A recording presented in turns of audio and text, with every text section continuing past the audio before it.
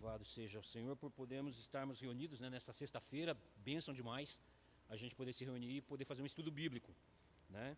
O intuito desses nossos encontros de quinta-feira de sexta-feira, é aqueles encontros que nós tínhamos no passado, de quinta-feira, por melhor decidido na sexta, porque tira aquela correria da semana, né? Você tem que sair daqui correndo, voltar para casa, trabalhar no dia seguinte. Amanhã a gente pode descansar um pouquinho, então um estudo tranquilo, né, para a glória de Deus. A ideia é a edificação do povo do Senhor, conhecimento da palavra de Deus e do Senhor, da Sagrada Escritura, né? Irmãos, vamos abrir a palavra de Deus no nosso texto base, Atos dos Apóstolos,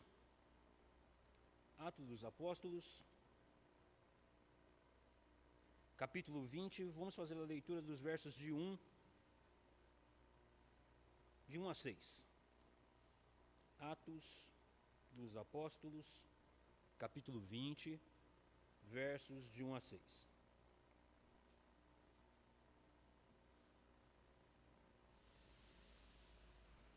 Amém? Diz a palavra de Deus. Cessado o tumulto, Paulo mandou chamar os discípulos e, tendo-os confortado, despediu-se e partiu para a Macedônia. Havendo atravessado aquelas terras, fortalecendo os discípulos, com muitas exortações dirigiu-se para a Grécia, onde se demorou 3 meses, tendo havido uma conspiração por parte dos judeus contra ele, quando estava para embarcar rumo à Síria. Determinou voltar pela Macedônia. Acompanharam-no até a Ásia, Sópatro, de Bereia, filho de Pirro, Aristarco e Sécundo, de Tessalônica, Gaio, de Derbe e Timóteo, bem como Tíquico e Trófimo, da Ásia. Estes nos precederam, esperando-nos em Troade. Depois dos dias dos pães asmos, navegamos de Filipos. Em 5 dias, fomos ter com ele naquele porto, onde passamos uma semana. Amém? Vamos orar ao Senhor. Soberano e eterno Deus, maravilhoso Pai, eu dou graças, Senhor, por este privilégio de estarmos reunidos nesta noite como igreja do Senhor, para lhe adorar, lhe bendizer na beleza da tua santidade, estudando a tua santa e bendita palavra. Eu peço a Deus que o Senhor venha a me dar direcionamento nesse estudo, para que eu possa com graça transmitir, ó Deus, ensino, doutrina, segundo a tua vontade, para o louvor da sua glória, para a edificação do teu povo, ó Senhor. Esta é a minha oração sobre a vida de cada uma das vidas dos meus amados irmãos aqui nesta noite, que eles sejam edificados, daqueles que estão a caminho, os que não puderem estar aqui conosco nesta noite, os que nos assistem pelas redes sociais, que esse estudo seja bênção, ó Deus, na vida deles, que nós possamos entender, compreender esta carta tão maravilhosa que o teu servo, há 2000 anos atrás, escreveu para consolar a igreja, confortar, fortalecer, e ela tem, Senhor, cumprido esse propósito até os dias de hoje. Nós temos visto que as tuas mãos têm guiado a tua igreja, têm fortalecido, têm nutrido, apesar dos pesares, é a tua mão, é o teu Santo Espírito quem tem mantido a igreja pela pregação da sã doutrina. E o intuito desta noite é esta, ó Deus, de nós podermos continuarmos avançando em compreender qual é a tua santa e perfeita vontade, crescendo em tudo para o louvor da sua glória.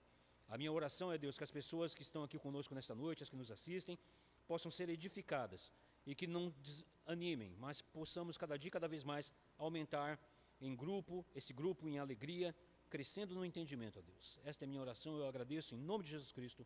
Amém. Irmãos, eu vou procurar falar devagar, porque eu costumo falar... comigo na lição passada, que eu parece abro a boca para falar e falo muito rápido e acaba... alguns irmãos ficam sem entender alguns pontos, né? Então, eu entreguei na mão dos irmãos. Esse estudo é um estudo doutrinário a respeito da carta de Paulo aos Romanos. Ele foi elaborado pelo reverendo Augusto Nicodemos, dado pelo curso do Instituto Reformado de São Paulo, né? Eu, como fiz esse curso com os irmãos, ele foi dado somente até o capítulo 5, mas Deus nos permitindo, a gente vai o livro de Atos todo, né? Então aqui ele dá apenas uma estrutura de como se divide a carta, o pano de fundo histórico, de forma bem resumida. Mas eu dei essa cópia na mão dos irmãos para que os irmãos possam ter essa orientação, mas eu vou me basear mais mesmo por este comentário do irmão John Stott. E vocês vão ver que ele não foge desse padrão que o reverendo Augusto fez. Inclusive, ele é padrão de muitos comentaristas bíblicos, né? Eles vão seguir esse padrão. E aí eu quero folhear com os irmãos. Boa noite, minha irmã. E aí eu quero folhear com os irmãos, apenas por cima, para os irmãos entenderem como nós vamos ver isso também nesse livro, né? Como já vimos na aula passada. A aula passada, entramos aqui, vimos referente ao número de palavras nas demais epístolas, né? E que a carta de Paulo aos Romanos, ela é a que possui mais palavras com relação às demais epístolas. E essas mais palavras, principalmente numa questão de peso doutrinário, teológico, né? No segundo ponto, nós vimos o impacto na vida das pessoas chaves na história da igreja, que foi causada pela carta de Paulo aos Romanos, né? Nós falamos da vida um pouco, brevemente, né? Da obra, o poder do Espírito Santo de Deus, por meio da bendita palavra de Deus, na vida de Agostinho de Hipona, de Lutero. Não falamos de Wesley, falamos de Barth, falamos inclusive de um outro bispo da igreja ortodoxa, de que esses homens, todos eles envolvidos com o trabalho eclesiástico, muitos deles, a maior parte deles líderes eclesiásticos, mas com uma vida vazia, uma vida que não progredia intelectualmente, espiritualmente, no conteúdo da graça de Deus que é transmitida por meio da sua palavra, né? Muitos lendo brevemente assim, pode pensar, mas o que me interessa isso? Ora, se nós somos pregadores da palavra, cremos que a palavra de Deus é poderosa para mudar vidas, então faz todo sentido, sim, saber o que a palavra de Deus operou na vida desses homens. Porque foi Lutero, um grande reformador, que lendo a carta de Paulo aos Romanos, foi despertado pela fé. Podemos dizer que ele foi convertido. E aí afixou as teses, levantou-se aquele homem combatendo as heresias e pregando de que somos salvos única e exclusivamente pela fé. O justo será justificado pela fé, viverá pela fé. E assim também foi com Agostinho de Hipona, que era um homem devasso, era um grande intelectual, professor de retórica, mas teve um encontro com Deus pela sua palavra. Então não tem como a gente querer fazer um estudo da epístola e dar de ombros por dessas questões, porque se eu creio que as pessoas que entrarem aqui nessa igreja, ouvirem a pregação do Evangelho, serão transformadas, como no caso de Barth, que nós vimos que era um teólogo liberal. Eles pregavam meramente a palavra, fazia tanta crítica. Está aí o reverendo que sempre fala de Schleiermacher, dos perigos, né, que a teologia liberal causou no meio das igrejas. Mas aí vem o quê? Primeira Guerra Mundial. Aquilo quebrou aquela forma de pensar humanista, de que os homens podem confiar no seu próprio braço, podem viver apenas confiando em si mesmo, de que o homem é bom pela sua essência. A Primeira Guerra Mundial provou que não é isso.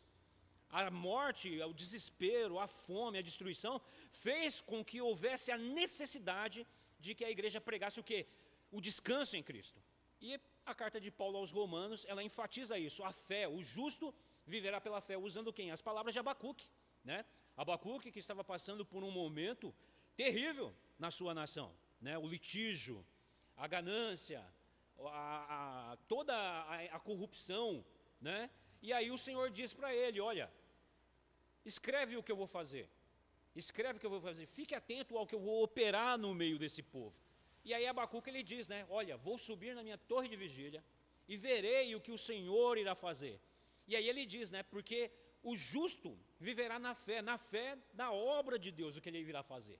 E assim como nós descansamos na obra de Cristo, o mundo pode estar pegando fogo, irmãos, pode estar acabando tudo, o nosso descanso tem que estar no nosso Senhor. Devemos falar como Abacuque, somos justificados pela fé e nessa fé nós descansamos. E para descansar na fé, irmãos, é necessário que nós estejamos bem embasados no que nós cremos. É necessário que nós tenhamos profundo conhecimento doutrinário, conhecimento de fato do que é o Evangelho, para não ser um Evangelho do Jesus do The Chosen, de série de televisão, como nós temos falado. Não, é descansar em Cristo e na profunda base doutrinária que toda a Escritura nos dá, mas que a carta de Paulo aos Romanos, como nós lemos anteriormente, ela não é um compêndio teológico, ela não é um livro sistemático teológico, mas ela apresenta de maneira argumentativa os pontos centrais da fé cristã. Como nós vamos ver aqui, que se tirar alguma dessa doutrina, se alguma dessa doutrina for corrompida ou tirada, a fé cristã não se sustenta. Não se sustenta. E é assim que nós vemos seitas. Por que nos diferenciamos? A igreja cristã se diferencia das seitas, porque tem profunda base teológica. Nós estamos estudando aí as confissões de fé, base teológica. Tem o que? Base bíblica. Não é uma teologia com base meramente no mundo sensível, ou seja, na revelação geral, mas no que Deus revelou a respeito da sua vontade e de como Ele opera na salvação do homem. Então, a carta de Paulo aos Romanos, como eu já falei anteriormente, ela está encabeçando as epístolas, porque nela está toda a doutrina, que uma vez compreendida, toda a Escritura se abre. Toda a Escritura se abre e você saboreia aquele prato maravilhoso de comida que você tem nas mãos. Amém? Então, tendo os irmãos esse esboço na mão dos irmãos, o terceiro ponto seria comentários de Romanos, que foram justamente homens iluminados pelo estudo da palavra de Deus escreverem, se vê a necessidade de escrever um comentário. John Stott mesmo, ele vai dizer, antes de escrever esse livro, no seu prefácio de apresentação, ele vai dizer, por que mais um comentário de Romano é necessário? Se existe já tantos, né? Eu conheço alguns irmãos que têm livros escritos e guardados e se perguntando, por que eu devo publicar esse livro? Percebe? Isso é um pensamento nobre no sentido de isso servirá ao auxílio da igreja, isso servirá para o pastoreio do rebanho de Cristo, e graças a Deus nós temos grandes escritores, reverendo, tantos outros irmãos, publicando livros com o fim do quê? Da edificação do povo de Deus. E ele, movido pela graça de Deus, publicou mais um comentário, e ele é um comentário. Por que eu estou utilizando ele? Eu tenho outros comentários de Romanos, mas são comentários até mesmo muito técnicos, de uma linguagem muito rebuscada, e como eu até tinha respondido o irmão Amaro na sexta-feira passada, a ideia aqui é trazer uma linguagem simples, para que todos nós possamos compreender, se deliciar com a palavra de Deus e avançarmos no conhecimento. Então, o terceiro ponto aqui cita apenas comentários que já foram escritos, de homens que Deus levantou para escrever comentários com relação à carta de Paulo aos Romanos. O quarto ponto, nós vamos partir então para a autoria, evidências externas e internas. A autoria é sem discussão entre os estudiosos da Escritura, de que é o apóstolo Paulo. Tanto as evidências internas da própria carta, ele se apresenta como sendo o próprio Paulo quem escreve essa carta, né? Ele vai fazer uso de um amanuense ou de um secretário, que é o Tércio, né? Que se encontra lá no capítulo 16, nós vamos ver isso, aonde ele diz que eu, Tércio, escrevi essa carta, porque Paulo ditou a carta e ele escrevia. Era muito comum os escritores do período fazerem uso desse amanuense, inclusive para depois fazer uma leitura e revisar todo o seu pensamento, né? E aí eu já quero ir para o livro com os irmãos, aonde vai nos apresentar por que Paulo escreveu essa carta, né? E aí a gente vai aqui juntos vendo os textos bíblicos com relação a esse ponto. Ele coloca da seguinte maneira: os comentaristas mais antigos geralmente trabalhavam com o pressuposto de que, ao escrever a epístola aos Romanos, Paulo estava provendo aquilo que Philip Melanchthon chamou de um compêndio da doutrina cristã. Justamente como nós já havíamos dito antes, né? Muitos vão ver a carta de Paulo aos Romanos e vão dizer, nossa, isso aqui é um manifesto, é um compêndio teológico, né? Mas é uma forma de elogiar essa obra de arte espiritual que é a carta de Paulo aos Romanos. De certa forma, desvinculado de qualquer contexto sócio-histórico, já os estudiosos modernos tendem a enxergar concentrando-se inteiramente na situação transitória, porque passava o autor e seus leitores. Nem todos, porém, cometem esse equívoco. O que ele quer dizer com esse ponto, né? De que Paulo se concentrou única e exclusivamente no seu momento em que ele estava pessoal e dos seus discípulos. E qual é o perigo disso? É dizer que essa carta ela tem valor apenas para aquela época. Por isso ele coloca, isso não faz sentido, porque a carta foi escrita, claro, fazendo parte do contexto em que Paulo estava vivendo, os seus possíveis leitores também, mas escrita com base doutrinária que serviria para a alimentação do povo de Deus, independente do período, independente de qualquer época. Essa carta ela é sólido alimento para manter o povo de Deus alicerçado, na verdade, em Cristo, independente de qualquer tempo que viesse a vir no futuro.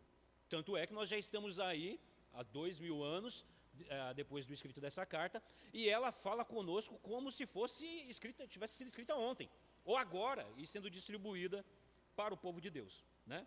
Não obstante, todos os documentos do Novo Testamento, os evangelhos, Atos dos Apóstolos, Apocalipse, assim como as epístolas, foram escritas a partir de uma situação específica. Essa é uma maneira de você chegar para ler qualquer texto da Escritura, entender qual o contexto, fazer essa pergunta: por que ele escreveu esse texto? Com que sentido? Qual era o propósito? O que moveu o coração desse homem para escrever essa carta? Isso vai te ajudar a compreender melhor o contexto em que aquela carta foi escrita, qual o seu objetivo, e aí você vai trazer isso para a sua vida. Nós sabemos que os tempos da cultura, os modos, os costumes passaram. Nós vivemos numa cultura totalmente diferente daquela do povo da Ásia, mas nós somos humanos ainda. Continuamos com os mesmos problemas essenciais de um ser humano, uma vez que nós tratamos com o quê? Com uma natureza caída, e estamos lidando agora com o quê? Com a verdade da revelação de Deus.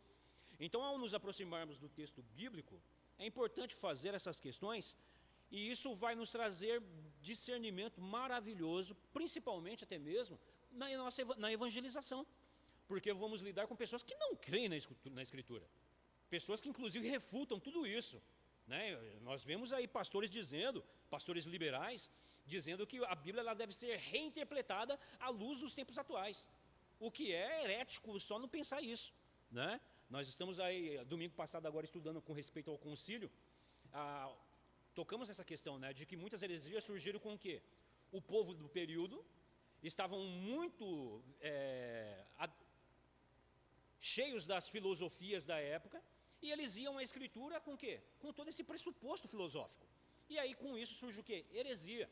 Mas quando você vai à Escritura com a mente limpa, o seu coração limpo do que você acha, do que você pensa, e você quer aprender de Deus o que Deus revela dele para nós, então aí sim você tem profunda base e conhecimento a respeito da revelação de Deus na sua santa e bendita palavra. Então não é obstante que todos os livros da Escritura, né, foram escritos usando essas bases, né, de momento histórico, situação pessoal do autor e do povo que precisar para quem ele estava escrevendo. É assim na nossa vida quando nós escrevemos uma carta, né, para um ente querido ou alguma pessoa. Você tem essa questão: por que ele escreveu essa carta? Para quem? Com qual propósito? É assim também os livros da Sagrada Escritura. Então essa situação tinha particularmente a ver com as circunstâncias em que se encontrava o próprio autor e especialmente as de seus supostos leitores. E era em geral uma combinação de ambas as situações. São estas que nos ajudam a compreender o que levou cada autor a escrever e por que ele escreveu aquilo que escreveu. Romanos não é nenhuma exceção a essa regra, se bem que em nenhum lugar Paulo especifique em detalhes os motivos pelo qual ele escreveu a carta. Assim, existem várias tentativas de reconstrução. Olha que interessante isso. Você percebe? Em nenhum momento Paulo ele deixa explícito: olha, o motivo de eu estar escrevendo essa carta é esse. E aqui nós vamos ver que o autor desse livro, ele vai citar pelo menos uns 3 ou 4 motivos de lucubração dos estudiosos com relação ao motivo que levou o apóstolo a escrever essa carta. Ele passa a apresentar da seguinte maneira: o doutor Alexander Wundenberg, um estudioso, que também, mais um homem que foi usado por Deus para escrever um comentário a respeito dos livros da carta de Paulo aos Romanos, e o autor John Stott, ele cita esse homem como uma forma do quê? De humildade intelectual. Ele não está se colocando aqui como, não, eu entendi o apóstolo. Não, isso é, irmãos, amor aos irmãos que estudaram antes e demonstra respeito pelo trabalho e aprovação do que esses irmãos já escreveram com relação à carta do apóstolo, que são comentários bíblicos, livros referentes a isso. Então ele não está citando meramente por citar, isso demonstra respeito. Nós vamos ver isso até mesmo entre os apóstolos, né? Quando Pedro cita Paulo, quando citam outros irmãos, demonstram que é respeito e confirmação da fé, a respeito da doutrina a que se ensina. Então por isso ele cita, né? O doutor Alexander Wundenberg, em sua valiosa monografia As Razões para Escrever Romanos, insiste que é preciso ter em mente três pares de fatores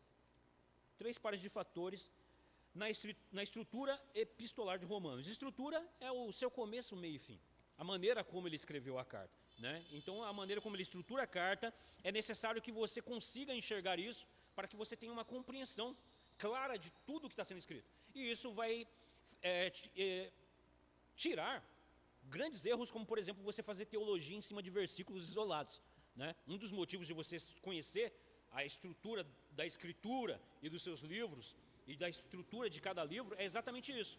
Você entender por que aquele texto, aquela palavra está sendo usada naquele contexto, para você não querer trazer aquilo como para a sua vida, viver em cima daquele tipo de versículo e criar uma teologia toda em cima daquilo. Isso traz profundo sofrimento para a igreja. Nós vemos pessoas cometendo tantos erros doutrinários, teológicos, aplicações heréticas. Às vezes o camarada ele é até fiel na leitura do texto e na exposição, mas ele acaba sendo herético na aplicação do texto por não entender esse contexto.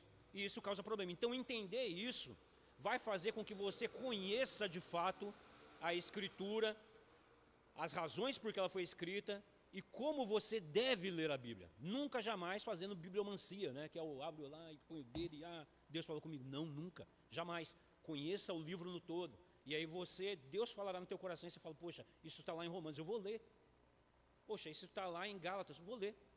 Aí você conhece o contexto e, poxa, olha, percebe, você não vai fazer bibliomancia, né? Que é fazer esse tipo de leitura. Isso não é assim que se deve ler a Bíblia, né? Então, como a substância do seu conteúdo teológico, tanto a situação de Paulo como a da igreja de Roma, você vai entender quando você entende essas divisões. E os dois segmentos da igreja de Roma, que são gentios e judeus, né? A igreja de Roma, ela era formada por gentios e judeus, e Paulo ele escreve essa carta tendo em vista isso. Ele sabe que lá naquela igreja que se encontra em Roma, posição geográfica, um país, né? Essa igreja, a membresia dessa igreja é formada tanto de gentios quanto de judeus convertidos, né, ao cristianismo, ao messianismo, com seus problemas específicos. As pessoas elas estão vivendo num contexto, elas estão vivendo numa situação, elas têm problemas específicos daquele tempo, como nós temos hoje. Percebe? Está escrevendo para pessoas. Ele está lidando com pessoas. Então é necessário que Paulo, ao escrever essa carta, ele entenda o que está se passando ali, né? Mas então, quais eram as circunstâncias do próprio Paulo? Ele escreve provavelmente de Corinto, durante aqueles 3 meses que passou na Grécia, que foi o texto que nós acabamos de ler. Esse texto que nós lemos, ele está em Atos, dentro do contexto da 3ª viagem missionária de Paulo. Ele está finalizando a sua obra missionária, porque dali ele vai preso. Dali, ao voltar para Jerusalém, se os irmãos acompanharem, eu pretendo, inclusive, eu tenho os mapinhas da 1ª, da 2ª e da 3ª viagem missionária. O Senhor nos permitindo, nós vamos fazer uso dele futuramente no estudo do livro de Atos. E aí a gente vai pelos mapinhas. Isso é maravilhoso, irmãos. Por quê? Eu não sei se já aconteceu com os irmãos. Quantas vezes o pregador fala, então ele foi para Troade, e a nossa mente está vazia, porque você não sabe onde é Troade. Você não sabe onde se localiza geograficamente, né? Quando se trata tanto do território de Israel, quanto do território gentílico. Então a igreja, tendo esse conhecimento, a sua mente vai junto. Você entra na Escritura junto com o pregador e os personagens bíblicos. Você sabe onde se localiza geograficamente no planeta, e você pode saber qual é o país hoje na atualidade. Isso é maravilhoso. O irmão queria fazer uma pergunta? Não, tá?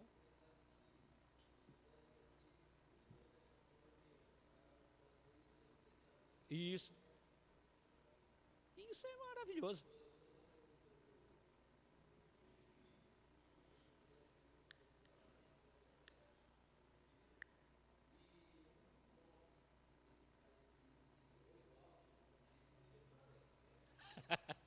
Muda, né? Tanto é que tem os nomes atuais. Eu tinha esse mapinha, a possibilidade, eu não quis trazer porque era muita informação. Você imagina, né? Você vê o nome atual, o nome antigo aí. Então, exato. Então eu pensei nesse mapinha justamente porque ele está falando a mesma linguagem que o texto bíblico está trazendo. Então não vai causar confusão. Mas os irmãos têm a liberdade, no futuro também, eu pretendo trazer um mapinha com esses locais aí, só que hoje, na atualidade, como se chamam, né? Aonde está ali na Europa, um dia você for viajar, Deus abençoe que todos vão. Você possa, poxa, ó, Paulo passou por aqui. Aqui foi onde Paulo passou. Aqui é Éfeso. Aqui eu estou em Corinto. Corinto é Grécia. Você está lá na Grécia, está visitando. Então isso é maravilhoso. Percebe como isso já vai enriquecendo? Isso é maravilhoso para o nosso entendimento.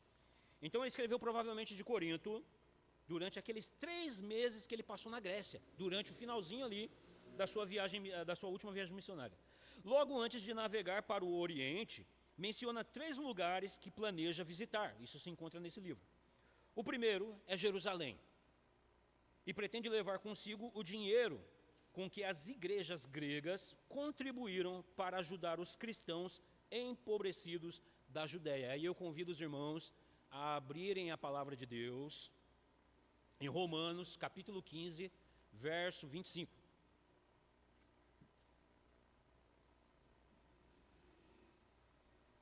Romanos, capítulo 15, verso 25. Quem encontrar pode fazer a leitura, tá, irmãos?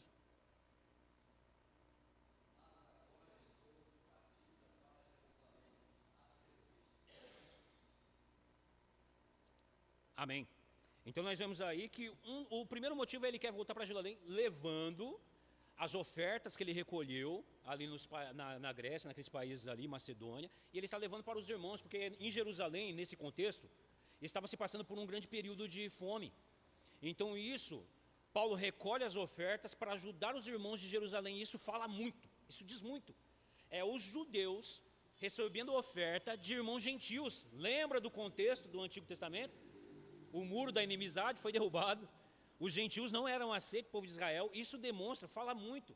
Espiritualmente, materialmente, isso nos ensina muito com relação a isso. De maneira que Paulo, inclusive, seguindo mais adiante, ele vai dizer, irmãos, me ajudem em oração para que essa oferta seja bem aceita pelos irmãos de Jerusalém. Lembra de Pedro? Pedro, convertido. Não, eu não entro na casa de gentio, nem como o Senhor não chama de, não amaldiçoe aquilo que eu abençoei. Olha aí, Pedro depois ainda estava tendo que ser quebrado pela sua nacionalidade, a sua religiosidade. Esse homem ainda tinha que ser quebrado. Então Paulo, ele sabendo desse pensamento judaico, e ele era Paulo é um judeu, ele vai dizer, hebreu de Efreu, quando a lei fariseu, ele vai trazer ali aquela carteirada. Então ele sabe como pensa esses irmãos, então ele pede para que os irmãos os ajudem. O segundo ponto, é a própria Roma. O objetivo dele escrever um dos objetivos, dos motivos também de Paulo escrever essa carta, é de que os irmãos ajudem ele em oração, para que essa oferta seja bem aceita em Jerusalém. E o segundo é a própria Roma, já que as suas tentativas anteriores de visitar os cristãos de Roma foram frustrados. Ele está confiante de que desta vez vai dar tudo certo. Aonde a gente vê isso? Romanos capítulo 1, verso 11. Vamos ler lá? Romanos capítulo 1, verso 11. Quem encontrar pode fazer a leitura. E outros, se puder abrir em capítulo 15, 23, também está dentro desse contexto. Primeiro Romanos 1, 11. Quem encontrar pode fazer a leitura.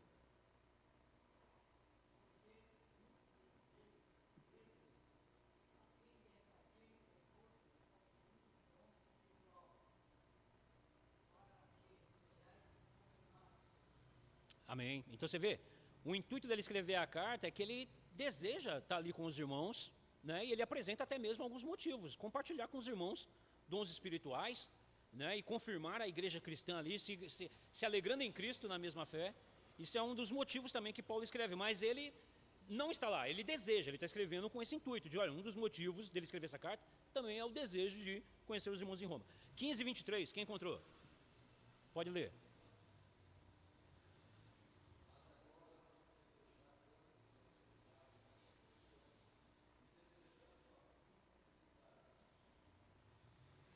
Amém.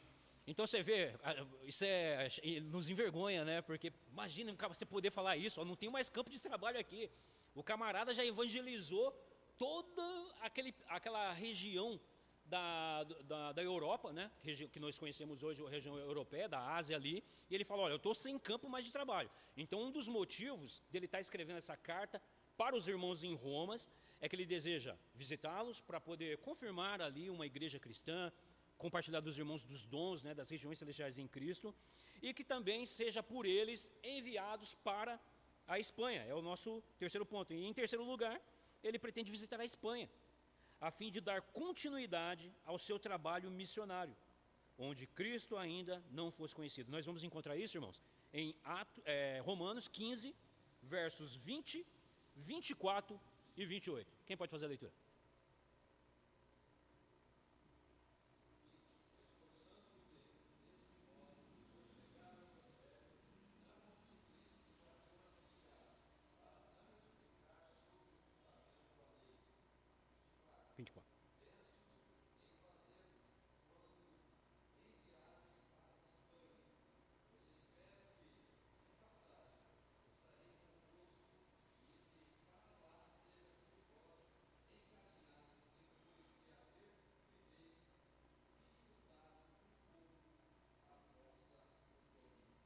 E 28, o irmão já leu.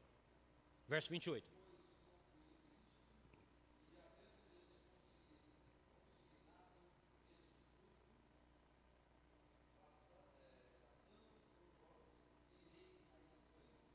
Amém. Então, os irmãos veem, ele deixa claro, logo na epístola, na conclusão, aqui nós estamos no capítulo 15, né, mas apenas com o intuito disso, de entender qual um dos propósitos, porque Paulo escreveu essa carta. Nós já vimos aí que foi vários, ele quer estar com os irmãos, ele quer se alegrar, confirmando uma igreja cristã, que inclusive a fé, logo no capítulo 1 ali, ele vai dizer que a fé dos irmãos é conhecida em todo o mundo. Olha só que maravilhoso. A igreja de Roma era uma igreja cristã e uma igreja viva. Era uma igreja, podemos dizer assim, barulhenta, porque é conhecida em todo o mundo a fé dos irmãos. E quando fala em todo o mundo, entre as igrejas, aonde Paulo já passou, olha, tem uma igreja lá em Roma também. E quem fundou essa igreja? Lembra que nós falamos? Por respeito aos irmãos que escreveram a respeito de obras bíblicas, por isso os comentaristas citam, por respeito, né? Por respeito, por humildade, de que esses irmãos trabalham de fato em Cristo. Paulo ele citou isso aqui quando ele disse, olha, eu quero apenas passar por vocês, porque eu não tenho objetivo nenhum de edificar sobre o fundamento dos outros, não. Não quero edificar sobre o fundamento de ninguém. Só que isso mostra para nós que não se sabe quem foi que fundou a igreja de Roma. Muitos vão citar, dizer que foi Pedro, né? Mas Paulo jamais ele cometeria essa, vamos dizer assim, essa deselegância, né? De não citar o companheiro, de não citar o irmão em Cristo, né? Olha, Pedro plantou aí, inclusive ele deixa isso muito bem claro, quando nós vemos, né? Por exemplo, quando ele escreve aos Tessalonicenses, ele cita, olha, os que presidem vocês aí, tenham por grande reputação, porque são homens de fato, então ele respeita a posição daqueles homens que estão pastoreando aquela igreja. E aqui ele não cita nenhum missionário que fundou aquela igreja, apenas sabe-se que aquela igreja está em Roma, surgiu uma igreja em Roma, mas quem foi o fundador não se sabe. O que se tem de especulação e de bom senso histórico quando nós lemos a Escritura, é de que em Atos, né, lá em Atos, no Pentecostes, quando Pedro ele fala em outro idioma, ele prega, haviam ali cidadãos de várias regiões, né, judeus, de toda a dispersão, ou seja, que estavam espalhados pelo mundo, né? E haviam ali também judeus romanos, que se converteram em Atos, voltaram para Roma e deu-se início a uma igreja, né? Porque a nossa fé é o quê? É viva, irmãos. Uma fé, a fé que nos foi dada, essa igreja surgiu como? Um ponto de pregação, na casa de uma irmã, e hoje você tem uma igreja consolidada, percebe? E assim vai, e essa igreja planta outra igreja, ó, aqui é a primeira de Carapicuíba, já temos primeira, segunda, terceira e quarta, e que Deus abençoe que haja mais, mas para isso é necessário que essa igreja tenha uma fé viva, não tenha uma fé fingida, uma fé meramente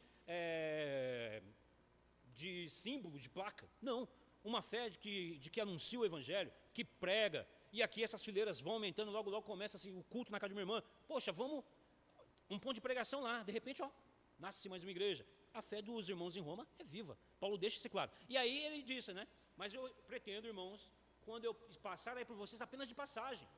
Porque ele deseja usar a igreja de Roma como base, como trampolim missionário para enviar ele para a Espanha, porque não se sabe se lá foi pregado, se já tem a igreja. Não se tem conhecimento de que na Espanha há uma igreja cristã lá. E ele fica feliz, então, escreve essa carta para esses irmãos, já, você percebe como já vai abrindo nossa mente com relação o entendimento da carta de Paulo aos Romanos, ele mesmo vai apresentando, mas em momento nenhum ele fala, ó, esse é o ponto central. Não, ele vai apresentando vários pontos que nos deixam, né, ali saboreando qual é o propósito, mas nós sabemos, eu acredito que um dos reais propósitos é todos esses amarrados, né, de que é de, ó, compartilhar da fé e pedir apoio para os irmãos, para ele poder ir, porque custa dinheiro. Por que a gente faz oferta missionária? O missionário não pode se manter, essa igreja não pode se manter sozinha. É necessário que a gente tenha um coração piedoso, um coração movido por Deus, para poder usar do quê? Dos meios que o Senhor nos deu para poder mantermos a obra, porque ainda estamos nessa terra, né? Então os irmãos contribuem com amor, com liberalidade, com alegria de coração, e nisso, irmãos, a igreja só tem a avançar, porque a questão material, ela está diretamente ligada também com a questão espiritual, né? Nós vemos, quer um exemplo? Quantos templos nós não vemos aí suntuosos de ouro, né? Mas as pessoas estão com a finalidade apenas nisso, e está sendo ensinado o que? Heresia na igreja. Problema espiritual. Problema espiritual. E quantas igrejas nós não vemos aí? Parede caindo, está tudo quebrado, mas é pregado a doutrina fiel. Está tudo bem? Não, problema espiritual, irmãos. Problema espiritual. A gente não vê a condição em que nós nos encontramos e provavelmente não vê também a condição que os nossos irmãos estão passando. Tiago fala a respeito disso. Se eu orar pelo irmão e disser, olha, que Deus te abençoe, vai em paz, está tudo bem, e não contribuir, a minha fé é morta e já morre pelas obras, porque eu estou dando a mínima para a condição daquela pessoa. Percebe? É espiritual. Quer ela abundante, ela faltando na questão doutrinária, é erro espiritual, e quer ela doutrinariamente firme, mas miseravelmente, peca miseravelmente nas questões materiais, é problema espiritual. Está morta. Está morta. Então nós devemos ter o quê? Esse conciliamento. E esse senso é dado pela graça de Deus e pela uma alma cheia do Espírito Santo de Deus. E para isso é necessário que nós entendamos a palavra de Deus. E Paulo, ele faz uso disso. Por isso que ele vê a igreja de Roma está bem. Paulo é um missionário. Ele era custeado algumas vezes ele trabalhava, ele mesmo vai dizer isso, né? Trabalhei, não fui pesado aos irmãos, trabalhando por conta, porque ele viu a necessidade daquela igreja, ele trabalhou, mas ele era custeado pelo quê? Pelas igrejas para poder avançar com a obra missionária e pregando o evangelho. Então Paulo, ele escreve, um dos intuitos então de Paulo escrever essa carta é esse, de ser usar a igreja de Roma como base para o avanço da pregação do Evangelho de Deus, né? Seu propósito mais óbvio ao escrever tinha uma relação com esses três destinos, né? Esses 3 pontos. Então ele escreve a carta, recapitulando, para a gente entender. Ele escreve a carta com o objetivo do quê? Primeiro, diz que a oferta que ele está trazendo da Europa para a igreja de Jerusalém, que está passando por uma fome muito grande, uma situação de fome que atingiu toda aquela região, nós encontramos isso em Atos. É que o nosso ponto, vamos manter o ponto em Romanos. E ele pede oração para os irmãos. Irmãos, me ajudem na oração para que essa oferta seja bem recebida em Jerusalém. Aí ele parte para o segundo ponto. E eu quero também que os irmãos orem para que em algum momento me ocorra a ocasião de visitar-vos, porque eu desejo participar de dons espirituais com os irmãos. Quando eu falo em dons espirituais, é o quê? Partilhar da fé. De sentar para ouvir uma pregação, de ver os irmãos crescendo espiritualmente, doutrinariamente, de ver uma igreja madura avançando, percebe? Colher os frutos, de ver as pessoas crescendo em santidade, em desenvolvimento espiritual. É isso que Paulo deseja estar lá. Qual é o pastor que não quer isso? Paulo não é um pastor. Ele é missionário, ele é pastor, ele é teólogo. Essa é a obra que o Senhor colocou como encargo para o apóstolo Paulo. E louvado seja Deus que essa carta ele escreveu dentro desse contexto, mas aí, nos alimenta hoje, se prega em cima disso. Não é aquele texto que a gente sabe, passa correndo, não, deixa para lá, vamos para a questão. Não, toda a escritura, toda ela, de fato, isso é literal, toda a escritura, desde a sua introdução até o último amém de uma epístola, de um livro da Bíblia, nos ensina, porque tudo foi escrito para o vosso ensino, para que todo homem de Deus seja o quê? Perfeitamente aprovado por Deus e útil para toda boa obra, né? É difícil nós vermos pregações em cima desses textos, mas é pregado a respeito da piedade, vida piedosa. Vida piedosa é essa, é se alegrar com os que se alegram, chorar com os que choram. Paulo escreve sempre a esse respeito, né? Então, na verdade, Paulo pensou em Roma por ser esta situada entre Jerusalém e Espanha. Era, portanto, um lugar onde ele poderia descansar um pouco, depois de ter ido a Jerusalém, bem como um lugar de preparação e caminho para a Espanha.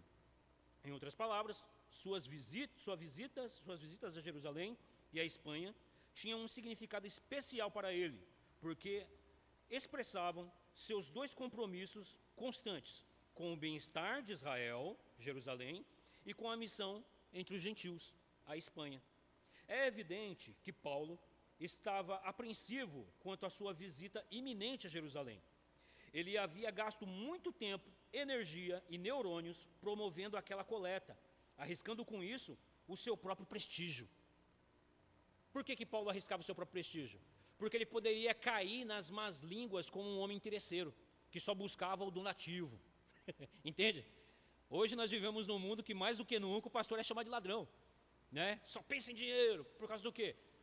Infelizmente, os escândalos no meio das igrejas existem. A palavra deixa clara que pode se infiltrar no meio do povo de Deus.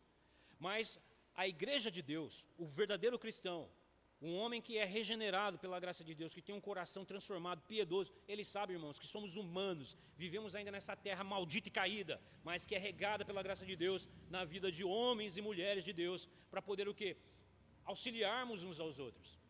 Mas muitos, existem bodes no meio da igreja, existem lobos vorazes, ele diz isso lá em Atos 20, cuidem, pastoreiem a igreja de Cristo, que ele comprou com o seu próprio sangue, porque no meio de vocês mesmos se levantarão, e no meio de vocês mesmos entrarão, percebe? Então Paulo, ele corre o risco de ser mal interpretado aqui, então ele pede oração, esse é um dos intuitos dele, de levar essa oferta, e ele está colocando o quê? A sua própria pessoa em risco. Nós vamos ver isso em 2 Coríntios, né? Vão tê-lo como falso apóstolo, e aí ele, infelizmente, ele é obrigado a dar aquela carteirada, em jejuns, em fome, em nudez, rejeitei tudo isso para não lhe ser pesado. Paulo é obrigado, por causa da situação que eles colocaram. Então ele coloca aqui essa situação. Para ele, era mais do que uma expressão de generosidade cristã. Era um símbolo da solidariedade judaico-cristã no corpo de Cristo, bem como de uma reciprocidade muito legítima. Os gentios estavam repartindo com os judeus as suas bênçãos materiais, depois de terem compartilhado das bênçãos espirituais destes. Se nós conhecemos, irmãos, o Evangelho, é graças ao Deus que veio dos judeus.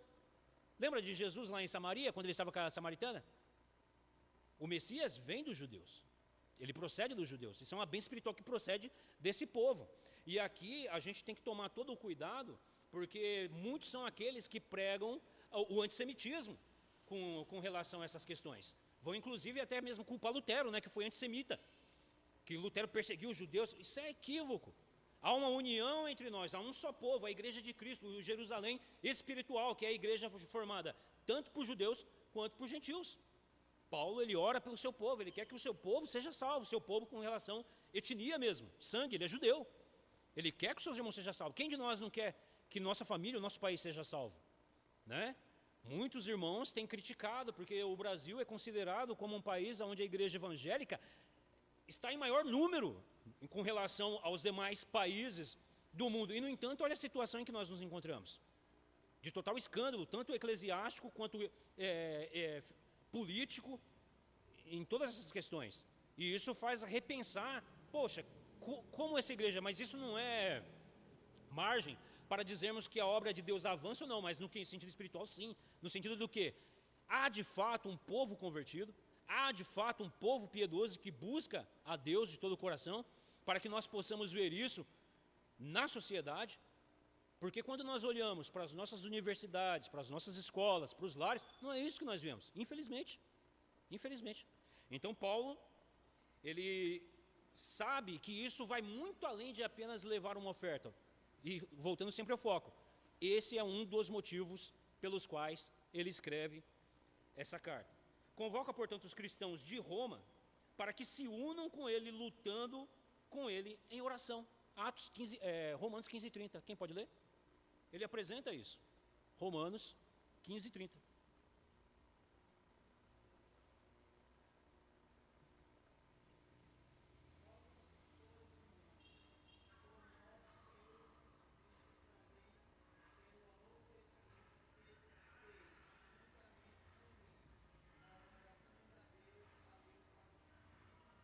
Amém. Então você vê, olha, o Paulo é um apóstolo, ele demonstra humildade.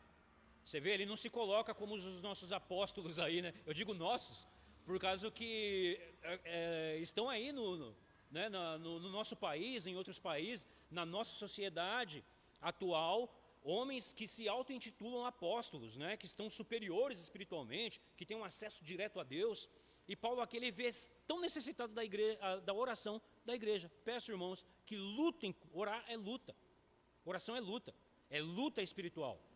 É luta espiritual. Não é fácil orar, os objetivos, os empecilhos que se colocam são grandíssimos. E Paulo sabe disso, sabe da dureza do coração do homem, né? Então ele pede para a igreja dos irmãos, essa igreja lá em Roma, que, ó, irmãos, lutem comigo na oração, para que essa oferta seja bem aceita e que o meu trabalho seja bem aceito pelos irmãos. Não somente em prol de sua segurança pessoal, ele pede oração pela sua segurança pessoal, porque ele está em viagem, e como nós lemos aí, quem que estava procurando matar ele? Os judaizantes. Então ele teve que retornar, ele estava na Grécia, os irmãos podem acompanhar pelo mapinha, ele estava em Corinto, e como ele soube que judeus queriam matá-lo, ele teve que retornar pela Macedônia. Olha a volta que ele teve que dar aí, ó. Ele teve que fazer todo o caminho inverso para poder se ver livre dos judaizantes que o queriam matar. E aí ele vem descendo ali, Éfeso, vem descendo toda aquela região com o intuito de chegar a Jerusalém. Mas ele pede oração, não somente pela sua condição pessoal, né? E para que seja livre dos descrentes da Judéia. Na Judéia ele encontraria com homens descrentes. Inclusive é o que acontece, né? Quando nós chegamos lá no finalzinho do livro de Atos, é exatamente isso que acontece. Mas especialmente pelo sucesso da sua missão. Irmãos, orem para que essa missão seja, Deus abençoe essa missão e dê tudo certo. Não é assim que a gente ora? Poxa, recolhemos ofertas, cultos, evangelizações, a obra dessa igreja. É oração, irmãos. É tudo na base da oração. Isso aqui nos ensina muito. O que quer dizer? Paulo, você não é apóstolo? Resolve aí, Paulo. Você não é apóstolo? Se vira, Paulo. Você não é presbítero, Davi? Você não é presbítero, Amaury? Você não é reverendo? Se vira, dá seu jeito, cuida da igreja. Não. É na oração.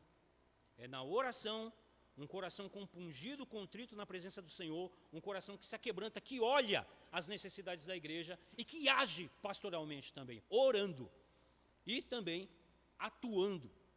Por isso, a importância de se entender esse contexto, irmãos, que Paulo ele pede oração. Percebe? Paulo é um humano, ele é um homem. É claro que ele recebeu a autoridade do próprio Cristo para ensinar doutrina, mas ele começa sempre suas epístolas dizendo, Paulo, servo e apóstolo. Recebi apóstolo, mas antes de tudo eu sou servo. Eu sou servo.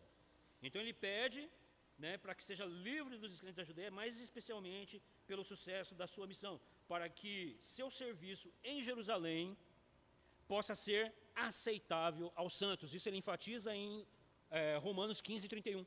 Quem pode fazer a leitura?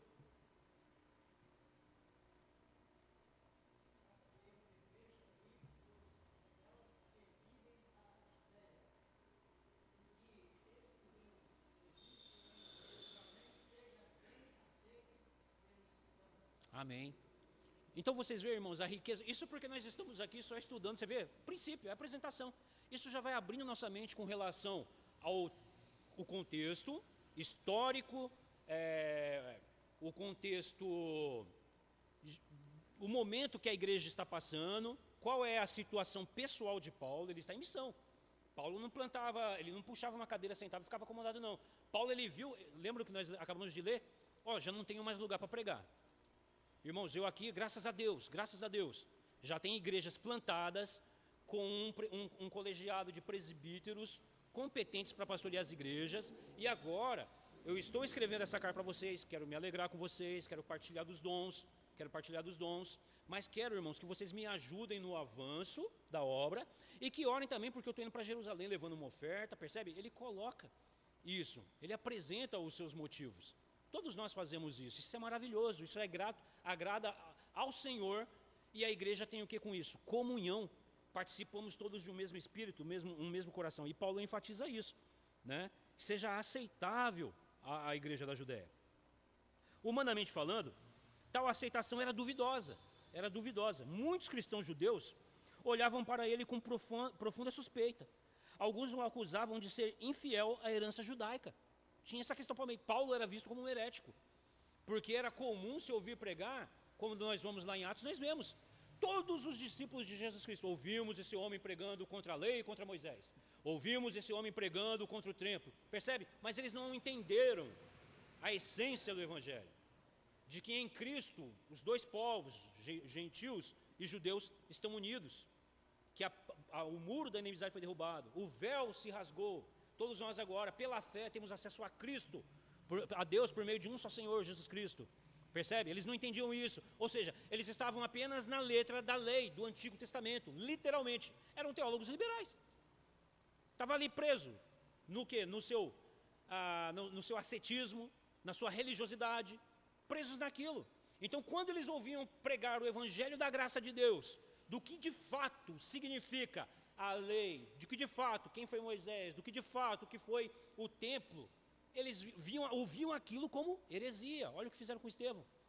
E Estevão lhes apresentou uma exposição explicadinha, ponto por ponto do que deles. Inclusive, quando eu fiz uma pregação dessa, eu até pensei junto com os irmãos, falei, eles ouviram Estevão pregando e falando, esse camarada está querendo ensinar o padre a rezar, essa linguagem, né?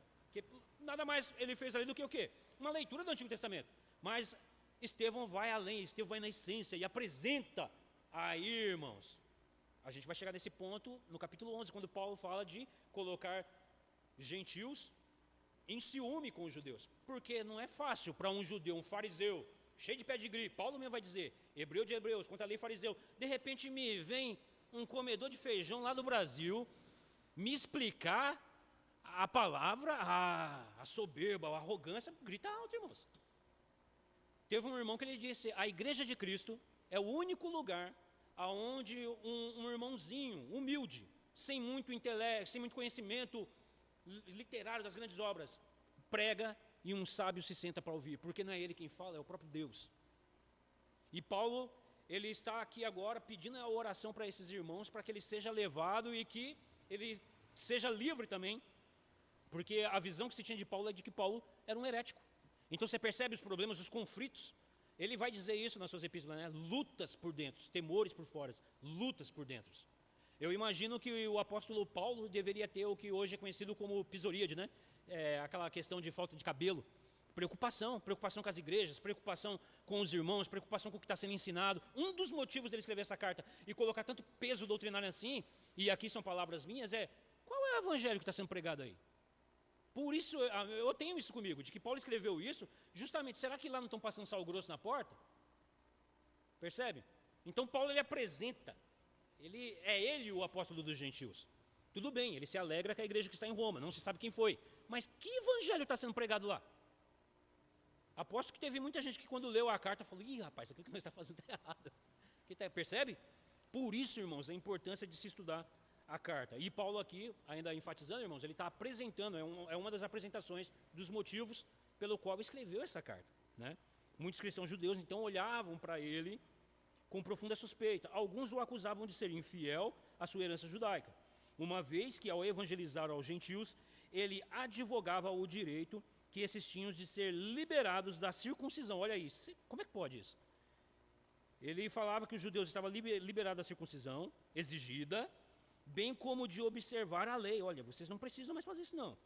Para esses judeus cristãos, aceitar a oferta de Paulo, que estava sendo levado a Jerusalém, seria o mesmo que endossar a sua política liberal. Percebe? E tem lógica nisso. Seria o mesmo de nós também fazermos ofertas missionárias para aceitas. Eu estou endossando a heresia deles. Como é que eu posso contribuir com isso? Então você percebe como a mentalidade do judeu religioso, preso a toda essa questão de costumes, porque eles foram criados dessa maneira. Nós vamos ver que mais além, Paulo ele vai fazer uma diatribe. É uma palavra usada pelos estudiosos, que é usada pelas pessoas que fazem apologética e usam para fazer debates, sejam eles quais forem. A diatribe é você fazer perguntas e elaborar respostas. Você já se antepõe ao que vai acontecer. E vai acontecer isso. Paulo, ele sabe muito bem como o judeu pensa, porque ele era esse homem. Lembra? Ele perseguiu a igreja de Cristo. Ele também falou, esses homens são heréticos e devem morrer. Então Paulo sabe muito bem, na pele, o tipo de mente das pessoas com que ele vai lidar. Então, para esses judeus cristãos, aceitar a oferta de Paulo que estava levando a Jerusalém, seria o mesmo que endossar o seu falso ensino. O apóstolo sentia necessidade de apoio por parte da comunidade cristã de Roma, que abrigava em seu seio uma mescla de judeus e gentios. Assim, escreve-lhes pedindo suas orações. Então, irmãos, devido ao horário, nós vamos encerrar por aqui, mas nós vemos então, estamos ainda, para você ver, principiando na carta. Não podemos ir direto para o seu conteúdo. É necessário que a gente faça esse estudo. Nós estamos fazendo um estudo, tem que ser cuidadoso, mastigar bem, para que a gente possa entender, não somente a carta de Paulo aos Romanos, mas as demais cartas que a gente foi estudar, quando o pastor vier pregar. Você sabe, olha, ele está fazendo uma exposição em Neemias, o pastor apresentou contexto histórico, apresentou todas essas coisas. Você percebe? Você entra junto na história, você sabe o porquê está lidando com aquilo. E louvado seja Deus que vocês foram revivificados espiritualmente pela graça de Deus e trazem isso para a sua vida. Não fica preso lá em Jerusalém. Ninguém mais está construindo um muro lá. Quer dizer, estão hoje, querendo reconstruir o muro aí. Mas a gente sabe que isso é inútil, porque Cristo já veio. É Ele a nossa Jerusalém celestial, é o próprio Cristo. Percebe? Então, se a gente não entender a doutrina bíblica, um livro da Escritura, por que ele foi escrito, para que ele foi escrito e em que ele foi escrito, nós somos suscetíveis a erros gravíssimos, se não cairmos em heresias no futuro, de ter pregações heréticas, quando alguém lhe vier lhe falar de algum texto bíblico fora de contexto, como por exemplo, tudo posso naquele que me fortalece, está escrito aí carroceria de caminhão, o pessoal faz um monte de gambiarra e fala tudo posso naquele que me fortalece, mas qual o contexto? Por que Paulo citou isso aí? Por que ele fala isso? Aí é necessário o quê? Conhecer, percebe? Então, meus irmãos, nós encerramos por aqui hoje, já são 9h12. O Senhor nos permitindo, então, próxima sexta-feira, a gente continua. Amém? Deus abençoe os irmãos. Eu passo a palavra para o presbítero Davi fazer a finalização.